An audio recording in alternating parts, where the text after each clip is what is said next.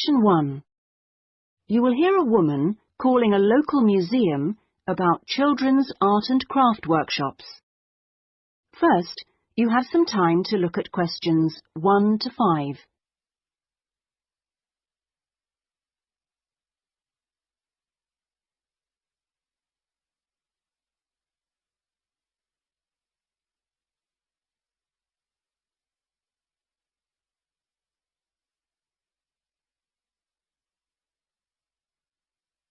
You will see that there is an example that has been done for you.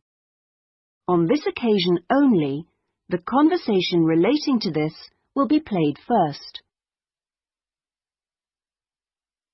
Good morning, Sidmouth Museum. Can I help you? Oh, yes. Good morning. I'm interested in the children's workshops, and I'd like a little more information, please. Do you mean the art and craft workshops? Yes, a friend of a friend mentioned them. The children do painting and make models and so forth. Yes, of course. Where to begin? First of all, as you probably know, they run every Saturday. The workshops are organised every Saturday, so Saturday has been written in the space. Now we shall begin. You should answer the questions as you listen, because you will not hear the recording a second time. Listen carefully and answer questions 1 to 5. Good morning, Sidmouth Museum. Can I help you? Oh, yes. Good morning. I'm interested in the children's workshops, and I'd like a little more information, please. Do you mean the art and craft workshops? Yes, a friend of a friend mentioned them. The children do painting and make models and so forth. Yes, of course. Where to begin? First of all, as you probably know, they run every Saturday. Fine. And what about ages? Well, all ages from 5 upwards are welcome, though we do ask that children below 8 years of age are accompanied by an adult. Fine. That wouldn't be a problem. What about cost? Well, I think you'll find them very reasonable. It's £2.50 a child, with 80p off for 2 or more children from the same family. Oh, yes. Very reasonable. And are they held in the main museum? Not exactly. They're nearby. Could you give me the full address? I don't know the area very well. Yes, it's Winter House. Right. And that's in Tamer Street. Could you spell that, please? Yes, Tamer Street. Lovely. And I do need to tell you that there's a security entrance, so you need to press the green button for someone to let you in. Don't press the red button, please. But don't worry, it's all clearly labelled. Okay. And one more question. Is parking available nearby? We're driving in from out of town. Your best bet is to leave your car at the back of the library. On a Saturday morning, there are plenty of spaces there. It's right next door to the museum. And can I ask about booking places? Yes, and I must tell you, you really should book by calling the education department here. Oh, I'm sorry. Should I have rung them instead of the main museum number? No, that's fine this time. Please don't worry. But for future reference, I'll give you the direct number. It's 200-765. Great. I've got that. Before you hear the rest of the conversation, you have some time to look at questions 6 to 10.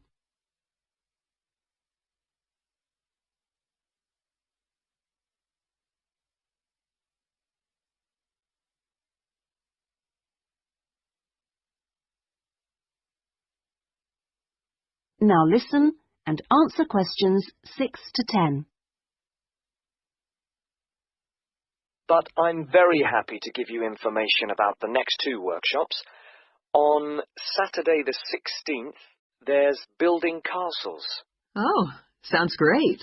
This involves quite a bit of glue, so just make sure the kids are in old clothes.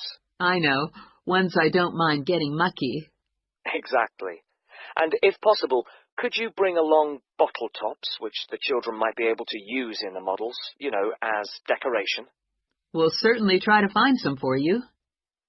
Then the following week... That'll be the 23rd, won't it? Yes, that's right. On that day, it's what we call undersea worlds. This is where they make scenes with fishes, underground caverns, and so on.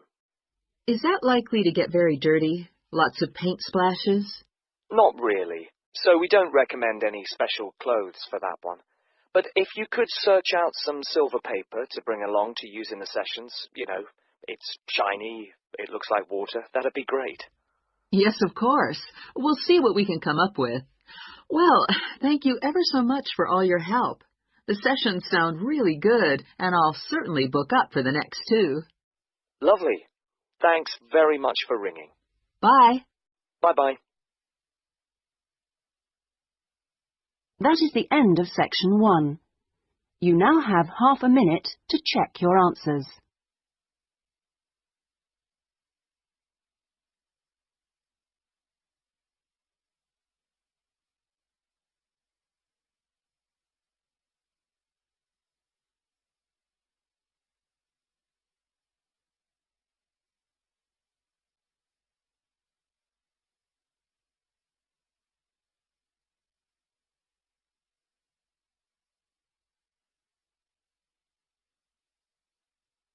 Now turn to section 2.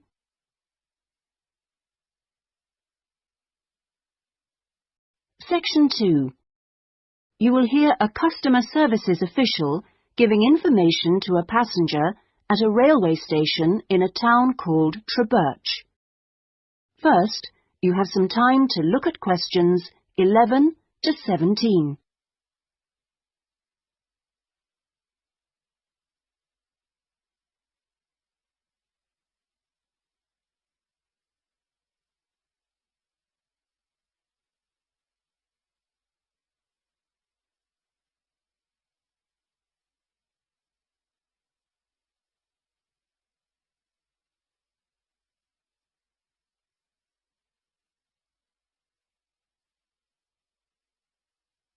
Now listen carefully and answer questions 11 to 17. Hello. My family and I are staying here in Trebirch for a week or 2, and we wanted to know about the train services. We're hoping to do a few local trips. Okay. Well, I can give you lots of details about all the trains going from Trebirch in the southwest. This leaflet will be very helpful, but I can tell you some of the main things. We've got 2 main train stations in the town. King Street is for local commuter lines and regional services. What about trains to London? I'll need to go there on business for one day. Then you need to go to Central Station. That's for all the national services. There are regular trains to London. They leave Trebirch every half hour on weekdays and every hour at weekends. It takes about 2 hours, a bit longer on Sundays. You've got a choice of first and second class, and there's a buffet car, though refreshments are included in the cost of a first-class ticket. Ah, right. And have you got any information on different ticket types? Yes, there's a range of ticket prices depending on when you travel and when you buy your ticket. There's a standard open ticket, which doesn't have any restrictions. This can be bought in advance or on the day. You can also get various discounted tickets. A popular one is called the Super Save, and this is okay for travel after 8:45. Then there is the special ticket, which is valid for travel after 10:15. The special tickets are also valid for travel at weekends. The cheapest tickets are called advance, and you have to buy them at least 6 days ahead. Only a certain number are available, and you have to make seat reservations for these. Before you hear the rest of the conversation, you have some time to look at questions 18 to 20.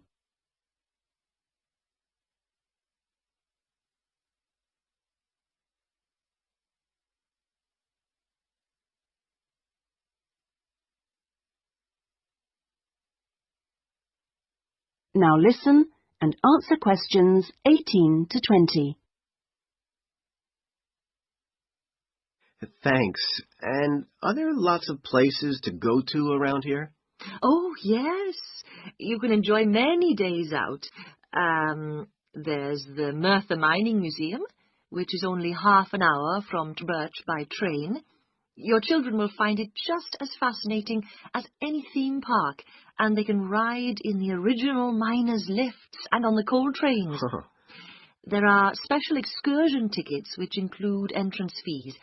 Mainline trains also offer direct services to Bristol, where you can visit the docks or spend a great day out with the children in the zoo, which is set in the parkland that used to surround the old castle.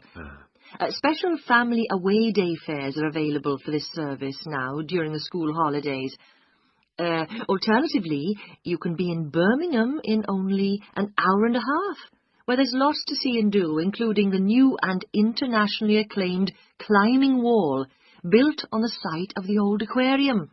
We will also be running a special service to Newport when the new Science Museum opens next year, as we anticipate a lot of visitors in the opening weeks. I'd advise you to call early to book your tickets.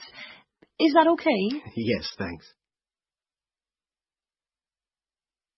That is the end of section 2.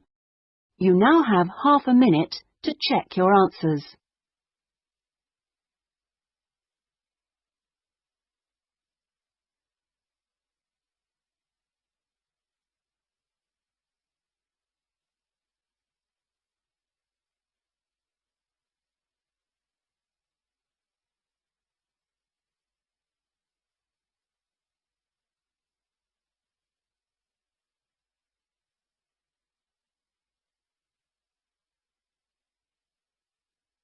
Now turn to section 3.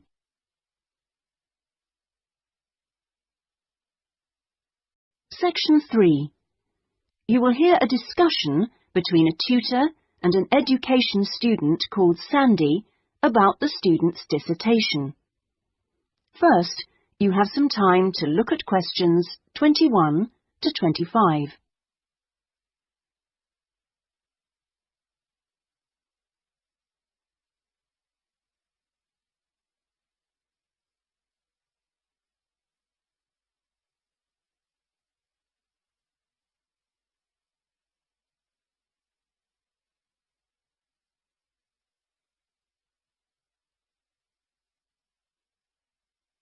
Now listen carefully and answer questions 21 to 25. Hello, Sandy. How have you been getting on with your dissertation? Fine, and I've been working hard on the various action points we agreed on our last tutorial. Do you want to talk me through what you've done? Yeah, sure. Well, we agreed on 3 main targets for me to aim for. The first one was to find out about suitable data analysis software. Yes. And what I decided to do was to look through catalogues specialising in IT. That's a good idea. What did you come up with? I found the names of 2 promising ones. Right. But I also thought it'd be worthwhile talking to a lecturer. Oh, right. Who did you see? Jane Prince. Do you know her? She's in the computer centre? Yes, of course. She's the new head. Yes, well, she was very helpful. Oh, that's good. Did she suggest anything in particular? Yeah, she recommended software called VVAT and said I should book up for a couple of practice sessions using VVAT. Great. I'm sure you'll find them useful. And, of course, the second target was to draw up a survey checklist, which Yes, you emailed me it last week. Have you had a chance to look? Of course. I think it's good. Very much on the right lines. I'd say your first 2 sections are spot on. I wouldn't suggest that you change anything there, but in section 3 you really do need to have questions on teaching experience. Yeah, I was thinking that section looked a bit short. Right. And my third target was do further reading on discipline. Oh, yes. I mentioned a couple of writers, didn't I? Yes, well, I got hold of the Banerjee, and I thought that was excellent, but I'm afraid I didn't manage to get hold of the essays about classroom management. You know, the ones by Simon Erickson. The bookshop said it was out of print, and the library doesn't have a copy. Oh, right. And I'm afraid I've lent my copy to another student. What I suggest you do is try the library again. This time apply for it through the service called Special Loans. Have you done that before? You're entitled to 6 books a year. Yes, no problem. That's what I'll do. So, lots of useful work done. Before you hear the rest of the conversation, you have some time to look at questions 26 to 30.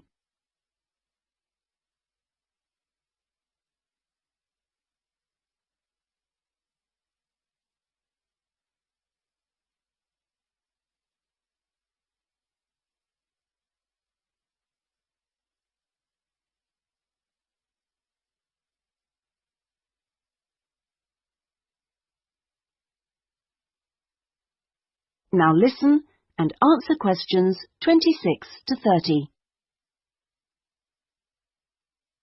So let's look at some new targets. We'll start by having a chat about your Chapter 1. I very much enjoyed reading it. Your written style is very clear, and you've included lots of interesting descriptions of education in your target area. I've just got a couple of suggestions for some additional work. Of course. Could I just ask, what do you think I should call it? Well, I'd go for something like context review. What do you think? Well, short and to the point. Exactly. Now, as regards specific areas to work on, I'd be quite interested to have a few more statistics about the schools in the different zones. Oh, that wouldn't be a problem. I can get them from the internet. Great. And although you did make a reference to quite a few different writers, I think you should aim to cite more works written later than 2000. Okay. That's more difficult, but I can try. When do you want that done by? Oh, it's not urgent. I should aim for the end of term. But in the meantime, I think you should also be thinking about Chapter 2. Should I be drafting it already? No, but I think you should note down its main sections. Yes. You know, I always find that the hardest part... I always find it helpful to put some ideas on index cards. Yeah. And then you can sort them and even lay them out on the floor. It's a real help. Well, I'll certainly try it. Okay. When would the deadline be for that? My advice would be to get it done before you embark upon the research. You can always change it later if you need to. Okay, I'll get going on that then. That is the end of section 3. You now have half a minute to check your answers.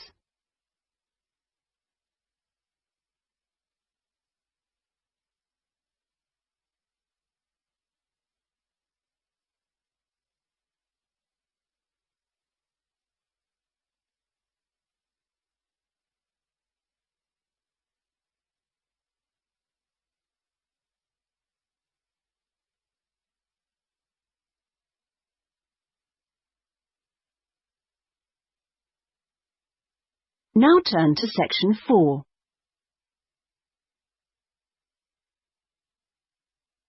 Section 4. You will hear part of a lecture about the history of moving pictures.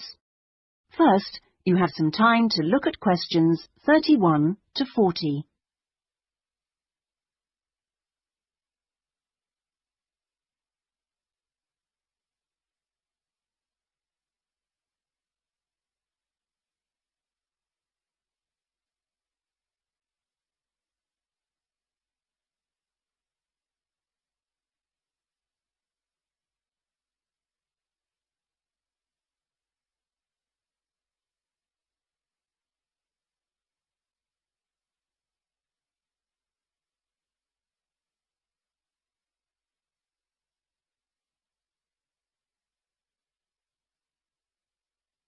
Now listen carefully and answer questions 31 to 40.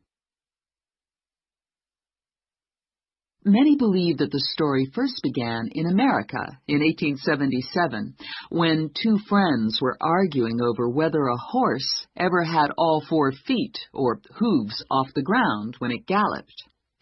To settle the bet, a photographer was asked to photograph a horse galloping, and the bet was settled because you could see that all the hooves were off the ground in some of the photos.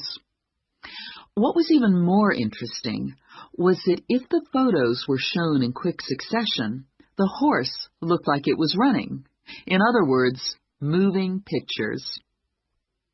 The person who became interested in taking the moving pictures to its next step was the famous American inventor Thomas Edison. Actually, he didn't do the work himself, but rather asked a young Scotsman in his employ to design a system, which he did.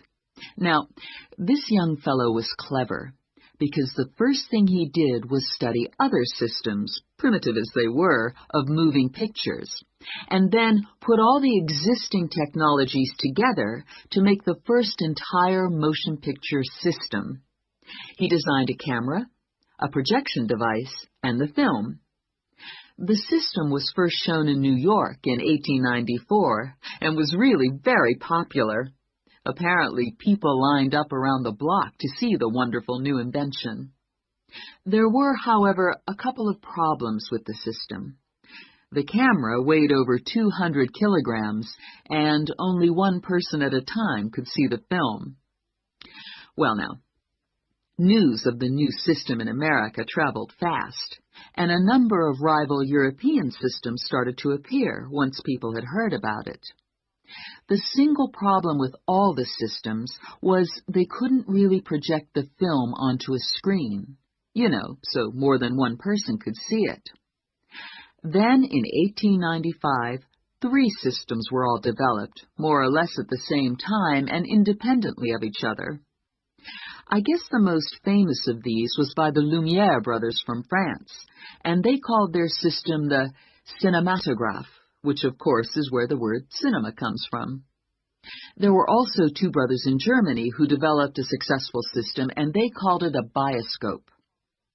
Well, now once the problem of projection had been solved, the next challenge for the inventors was to make the films longer and more interesting. A continuing problem at the time was that the films had a tendency to break when they were being played, a problem which was caused by the tension between the 2 wheels, or reels as they are called, which hold the film. Now, this problem was solved by 2 American brothers. They developed the Lantham loop, which was the simple addition of a 3rd reel between the 2 main reels. And this took all the tension away, with the result that the film stopped snapping.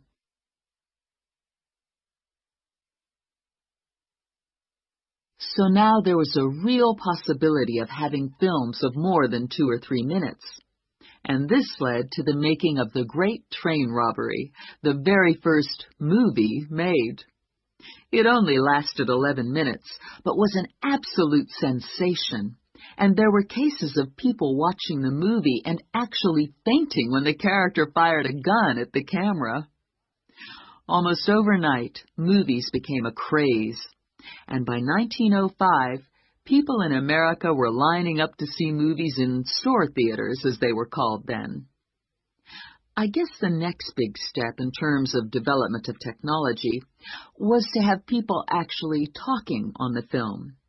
And the first step towards this was in 1926, when sound effects were first used on a film. It wasn't until the following year, however, that the first talkie, as they were called then, was made. This film featured actors speaking only during parts of the film, and was called The Jazz Singer. And it wasn't until 1928 that the first all-talking film was produced, and this was called The Lights of New York. Unfortunately, the sound on this early film was not very good, and I believe they put subtitles on the film. That is, they printed the dialogue along the bottom of the film to compensate for this poor sound quality. Now, with the addition of sound, moving pictures became far more difficult to make. That is the end of section 4. You now have half a minute to check your answers.